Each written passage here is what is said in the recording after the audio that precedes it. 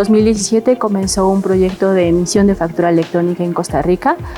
Solo participaron algunos contribuyentes designados directamente por la autoridad fiscal. Posteriormente, en 2018, fueron agregándose algunos contribuyentes de manera voluntaria y es justo en 2019 que se da a la luz una nueva versión, la 4.3, y esta trae consigo nuevos comprobantes que son obligatorios. La autoridad fiscal en Costa Rica es la DGT, la Dirección General Tributaria, que en conjunto con el Ministerio de Hacienda son las autoridades que definen el esquema de factura electrónica en este país. En Costa Rica, todo contribuyente está obligado tanto a hacer la emisión como la recepción.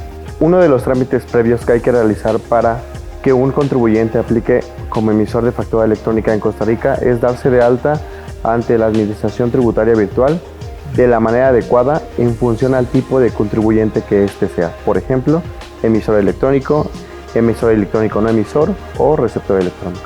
En Costa Rica están los comprobantes en un formato XML y bueno, existen gran variedad de comprobantes. Existe, por ejemplo, la factura electrónica de compra, de exportaciones, nota de crédito, nota de débito y tiquete electrónico.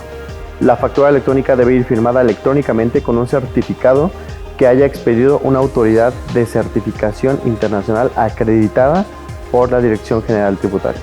En Costa Rica, el proceso de control fiscal se lleva a cabo a través de mensajes de aceptación y rechazo. Estos mensajes son el mensaje Hacienda y el mensaje receptor.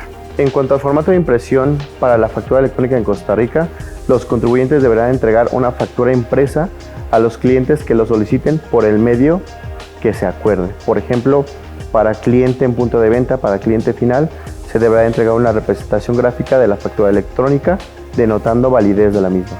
En Costa Rica siempre tanto el emisor como el receptor deben realizar el almacenamiento y esto debe ser durante 5 años. En Edicom somos expertos en facturación electrónica.